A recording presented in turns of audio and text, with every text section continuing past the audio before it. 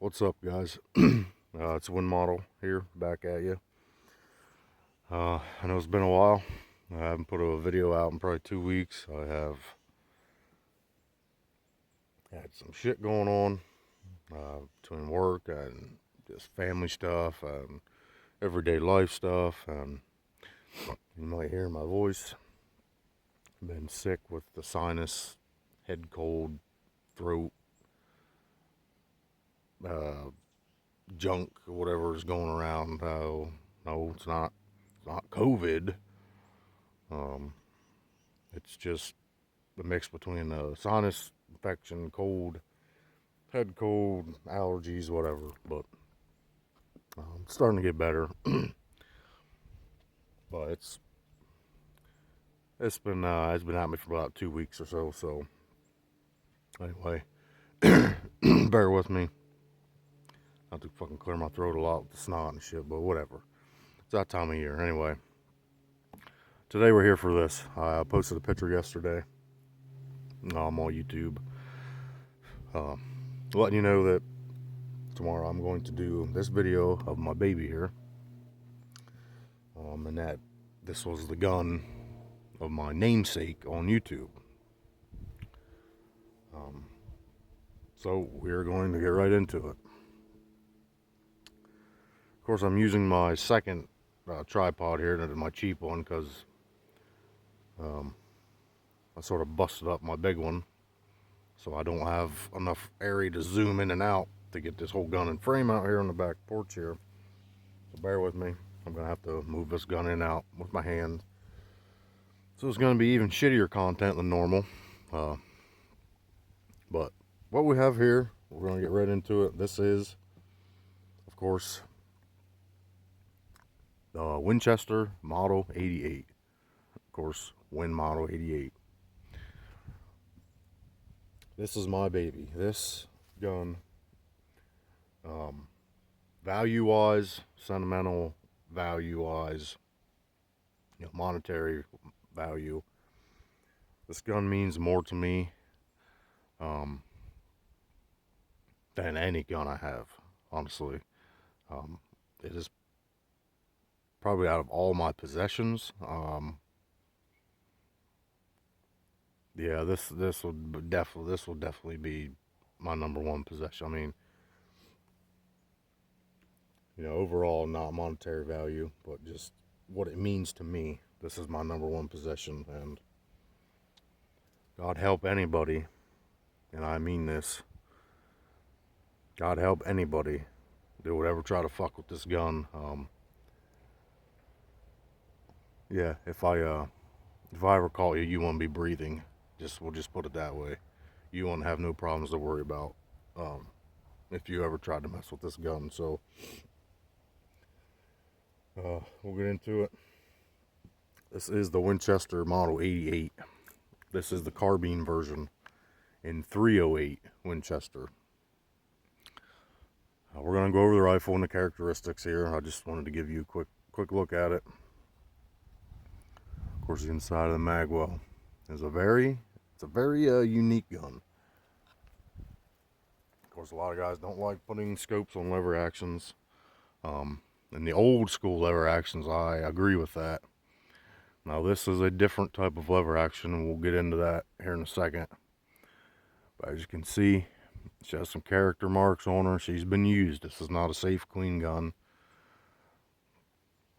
It has been used, and it has killed many deer.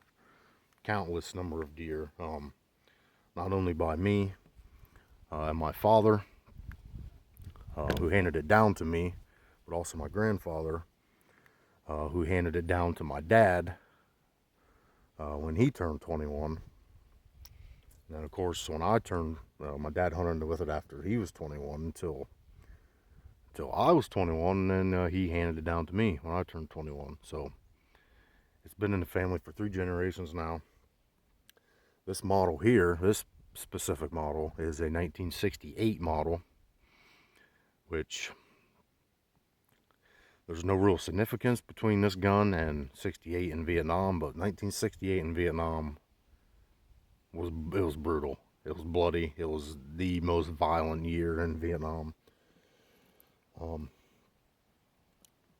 and my grandfather was actually there.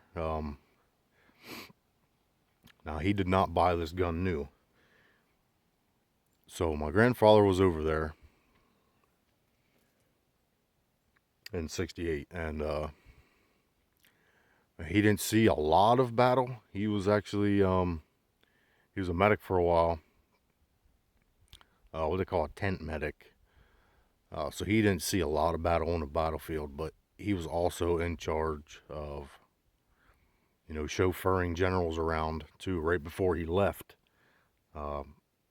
he was actually a chauffeur, so he had to chauffeur these generals in and out of these different battle zones over there. So, he was always, even though he wasn't on the front lines, he was always in danger of getting, sniped and picked off because he was escorting, driving generals, around. So he actually came home in 70, early 70, and that's when he bought this. So it was about 2 years old when he bought this. But the gun was barely fired when he bought it, as per him, per what he says. He used it to hunt with it. He's killed many deer from 1970 till now. It's been in our family.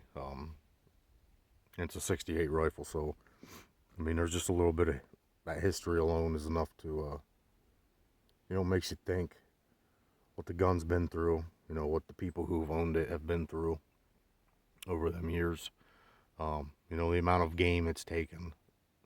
Numerous doe, white-tailed doe, numerous buck. A couple bear kills under it, some coyotes. But we'll jump back into the history on my side of it here. I just want to get over. I don't want to make this a huge, semi-long or a super long video. If I do, I'll probably have to post 2-part videos. I don't really like doing that because I lose people's interest and it's just a pain in the ass. Point is, I need to get a camera dedicated to this. And I will down the line, but we're going to go over this. Let's get into the details of the gun. This is, of course, a Winchester Model 88. It's American-made, obviously, American-made Winchester. Is a mag-fed lever action rifle. Now, these were made from 1955 to 1973. And this gun is unique because it is, it's a what they call a modern lever action. It was actually Winchester's first new lever action design in over 80 years. There was 284,000 roughly, I think. It was 283,870 something built total. So about 284,000 of these built altogether in all the different calibers. They were available. And of course 308 was the first. And then they had the 243 Winchester, the 284 Winchester, and the 358 Winchester, which 358 is very rare. They only put these in a couple years for these guns, and I'll get over that in a minute here. So they're available first in 308, and then 284, 243, and 358. So 4 calibers overall. You're 4 to choose from. Then you had your rifle length barrels and your carbine models, and we'll get into that. Now, the neat thing about these guns, I don't know, I think this isn't model, and there's only one other model, I think, that are even close, or that's even close to this in action. So before we get into it, there's nothing in there. This is unloaded. There's no magazine in it. That's unloaded. So if none of you ever seen a gun like this, you probably just went, what the hell is that? Now, like I was saying, this is a unique gun because this is a manually operated lever action, but it's a rotating bolt. And as you guys see, I don't know if you can see, Watch right here when the bolt opens and closes, right below where my scope mount screw is now. Keep an eye on that. So I'm opening that now, all the way open. Watch when it shuts. Now, see that bolt rotates. It rotates and locks shut. Now, because of this, and I'm gonna jump. We'll jump back and forth here, kinda. But because of where that is, you know, most of the excuse me again, most of the majority of the Winchester rifles use, you know, your two inside your action here. You would have like the two sliding wedges that they would just kind of ride on. Well, this is different because you know, this the Model 88's incorporated, I don't know how to describe, I guess it'd be kind of like a short throw lever action with a 3-lug. So this is a 3-lug bolt. So you had your short throw lever with a 3-lug rotating bolt, and the bolt, it locks up just behind the chamber here, as you'll see. Bolt locks up right there, right behind the chamber. And because of that, you know, this Model 88 here in my hand is actually capable of chambering, you know, and handling high-powered modern Spitzer cartridges. So it's a short throw. See if I can put my hand on it for you, as if I was actually going to shoot it. Bear with me with the camera. So, boom, all the way forward, all the way back, short throw, boom, forward, back, boom, forward, back, boom, forward, back. I mean, you could, super easy, super smooth. And this gun here for follow-up shots, now,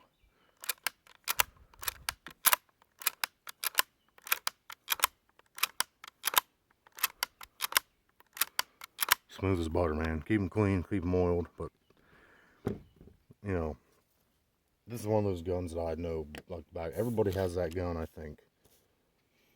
They could operate in their sleep. You know, it wouldn't take, you know, you could be deaf, blind. You know, everybody, in my opinion, has one of those guns that you just know like the back of your hand. This is it for me. Go over some of the other characteristics now. The length, they differ, you know. The total length on the rifles, the rifle models were 42.5 inches, I think. Now, these carbine models like this is a carbine, obviously. It's only has the 19-inch barrel, hooded front sight. The flip up there, buckhorn, I still keep that because I have high riser on it. So in case of malfunction with this Bushnell, which this is a Bushnell Sport View, it is a 4 to 12, I believe. Yeah, it's a 4 to 12 by 40. Yeah, it's a 4 to 12. It's a 4 to 12 by 40 mil. And it's a couple years old. You know, I'm probably gonna have to replace this just because it's getting old. Some people don't like the Bushnells because they're made in Korea now. Whatever, I get it. This gun, ever since I've had it, my dad had it, we've had Bushnells on them, and I've had no issues with Bushnells. So anyway, I was saying, this is the carbine, so this is like a 38, 39 inch total length. The rifle models are 42.5, 43, you know, total length. Of course, they come in 19, 20, 21, and 22 inch barrels. All your carbine models are 19, and then your 20, 21, and 22 inch, they were your rifle length barrels. It is windy out here today. See, this is a very old leather sling. Has the old cigarette smoke stained cotton back to it. This has been on here since my dad owned it. We've retied numerous knots to keep it in place. But I know sooner or later it's going to just fall apart and I'll need to replace it. But you see, it has old red leather. Multiple holes, drilled through it, through the sling part, just to drill, just to get through the leather, and then run more strings up through it to tie it. But it's old, man. And I don't usually sling guns much when I'm hunting. I always have this gun in my hand when I'm walking or when I'm stationary, just because I love the feel of the gun. It's fairly light. So I don't really sling this gun much. Now my Thompson Center, that thing's heavy as fuck. And I do sling that. But this gun's always cradled in my hand when I'm walking or whatever. But anyway, that's a little bit about the cosmetics and the characteristics now. This was introduced in 1955, of course the Model 88, alongside the Model 77, which was a semi-auto that Winchester came out with. And the Model 88 and the 77 were branded as centennial models, as of course that was Winchester's 100th year, 1855. Would have been there, their first year as a branded national gun maker. They were making shit way before 1855, but that's when they were, a legit company as it is. So 1955, of course, obviously would have been the centennial year. So the Model 88 and the Model 77 were centennial year guns. That's what Winchester branded them as. And the 88 specifically, it was advertised as the world's first and only, I believe it was the world's first and only lever action hunting rifle with target accuracy, capable of downing medium to medium large size game. And like I said, this gun here has killed black bear. So, I mean, a black bear is a large game animal, so, I mean, they can kill a large animal. The 88 was fairly, the problem with the 88 was this. During those same years, 1955 to 1973, the problem with the 88 was this. It was a very accurate gun.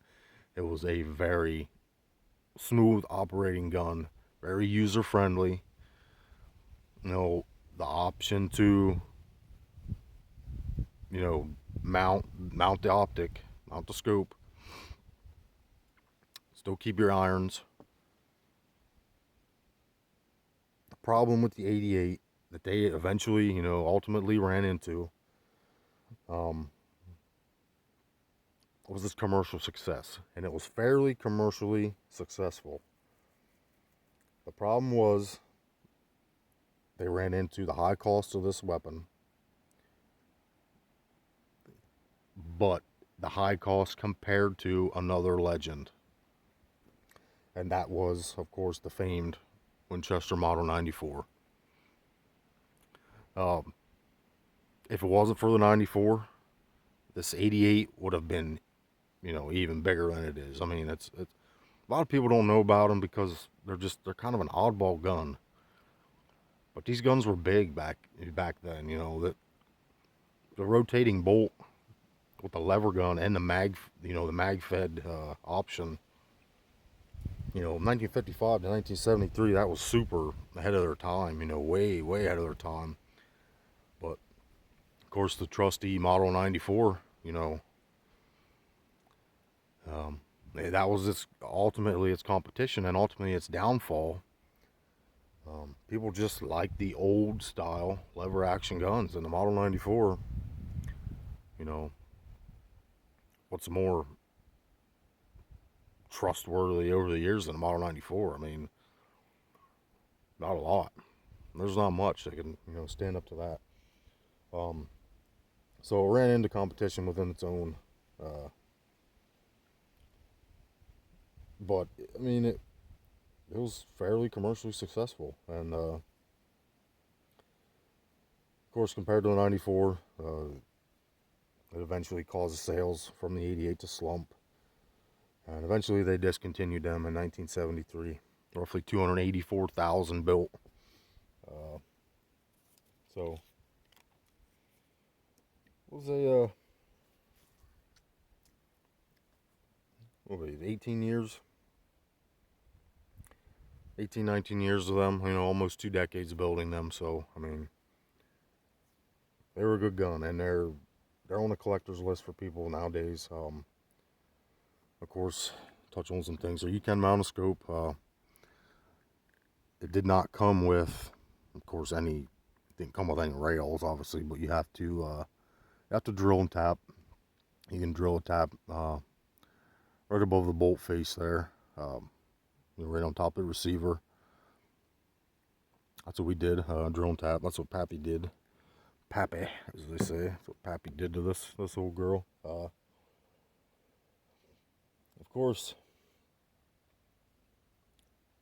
the Model 88, the 308 and Model 88 was the first. They were around solely for a year. And then 1956, a year later, the 243 came out. And then at the end of 56, the 358 Winchester came out in Model 88.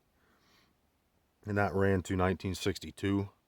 So it was only, 6-7 years there that the 358 was available. And of course, then in 1963, after they discontinued the 358 in the Model 88, a year later in 63, the 284 came out. It came out available in the Model 88,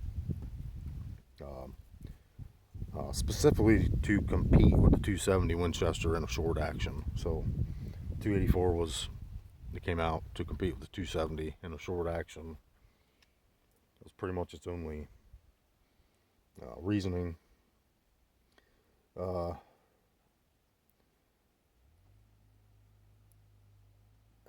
Some things I want to touch on. What am I forgetting?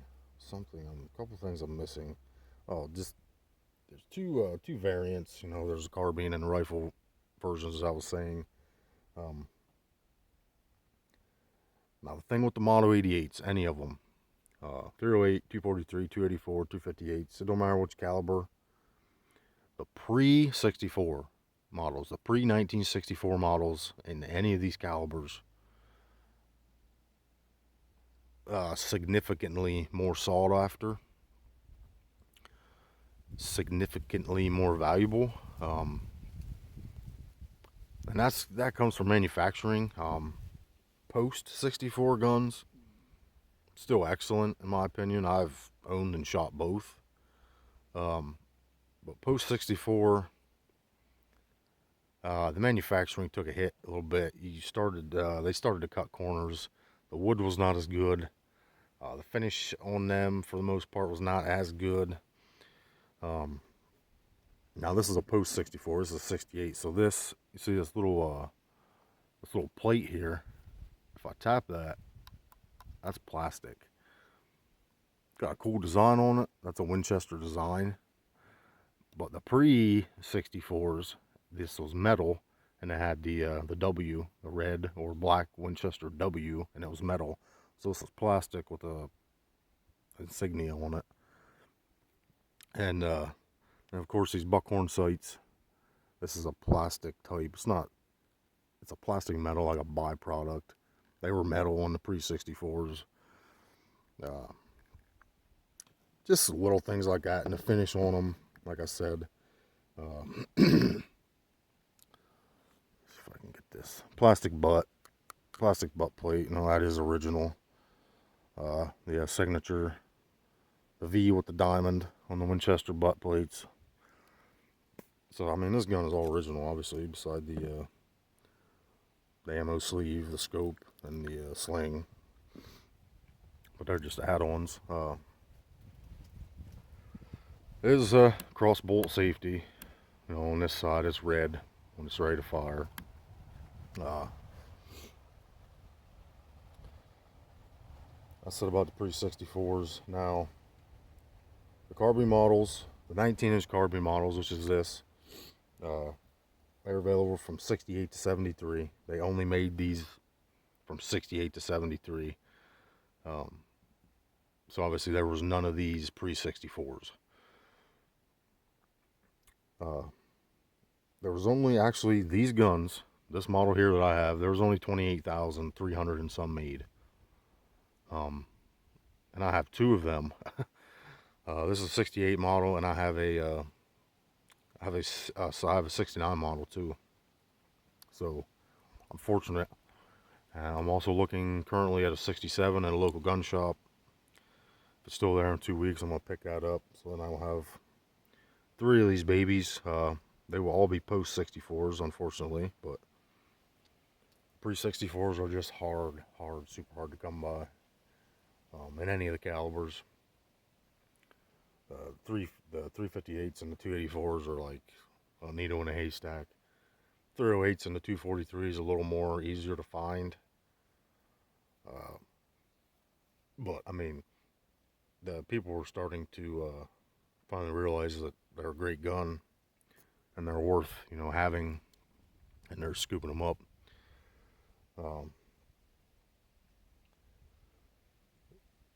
So the carbines, like this, they use the front